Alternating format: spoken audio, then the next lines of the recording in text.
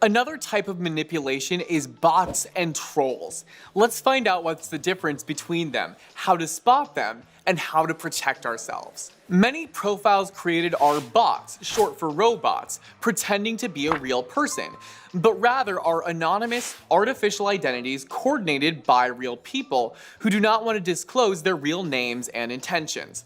One person can manage dozens and even hundreds of bot profiles. These people can be hired internet users who artificially create an illusion of public interest or distract attention from a discussion. Sometimes a bot's mission is relatively innocuous, such as making a celebrity or a company to appear more popular or trustworthy than they really are.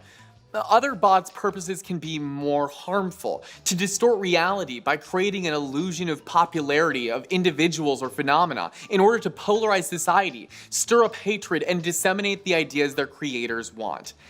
In addition to bots, there are also trolls. Whereas bots are mostly programs, trolls are real people. Trolls aim to provoke certain emotions and to maintain a degree of discussions that their clients want. Trolls commonly feed on emotions. Whatever you write, they'll twist into a message meant to evoke anger, fear, or condemnation. Some trolls have ideological aims and are guided by their own motives instead of money. Trolls can be random individuals and merely find it amusing to stir the pot on social media. Bots' discussions are very primitive, depending on the algorithms written into them, whereas trolls can provide more complex arguments and maintain intelligent but manipulative discussions. Advanced and coordinated trolls will use bots as a part of their information campaign. For example, a troll will express an opinion and then use bots to represent massive support for that opinion with simulated social media reactions such as comments or likes.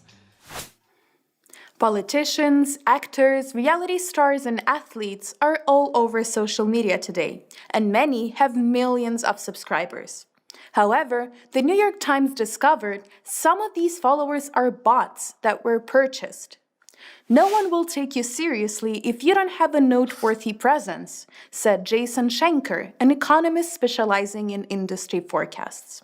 He once bought at least 260,000 followers from Devumi, a company that sells bots. The New York Times journalists processed business and judicial documentation that records over 200,000 buyers, including reality show stars, professional athletes, comics, TED Talk lecturers, models, and even pastors.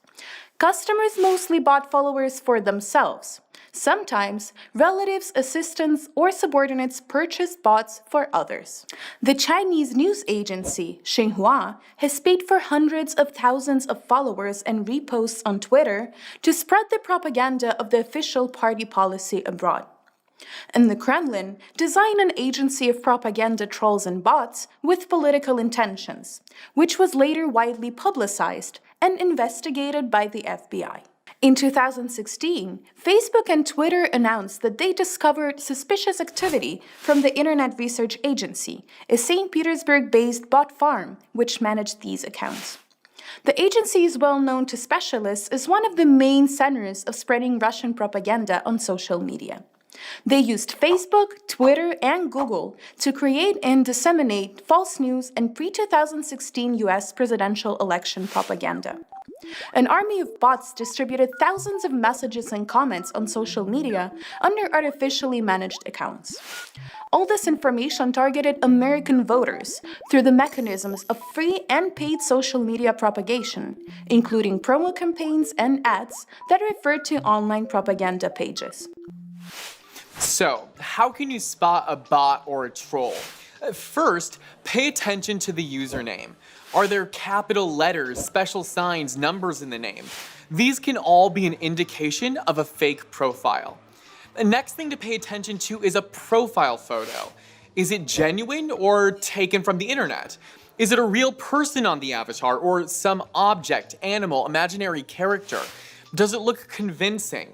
You can check whether the photo has been previously used by other sources in Google search. Then check the profile itself. its completeness, availability of personal info, a place of work or study, personal photos, family members. Is it convincing enough for it to be a real person? Also, don't forget to check the followers and friends, their number and names. Check to see if they are also bots. If there are just a few friends or a suspiciously large number for a relatively new account, it is more likely a bot. Twitter bots often subscribe to several thousand accounts while having just a few subscribers of their own. Pay attention to suspiciously high and unnatural account activity. Hundreds of comments in a fairly short period of time, 24/7 activity, looks like a bot. Check how unique the content on the page is, including posts and reposts. Does the author share personal ideas and opinions? Also, take a look at the comments this user profile left on other pages, if they are mostly aggressive or provoke a negative response from readers. And last but not least, look at the literacy of comments. Spelling, punctuation, observance of rules, absence of caps lock, capital or foreign letters, and numbers in words. Although social media may seem a safe space where people are sharing their thoughts, opinions, and memorable events, keep in mind that manipulations and misinformation have no boundaries. Stay alert.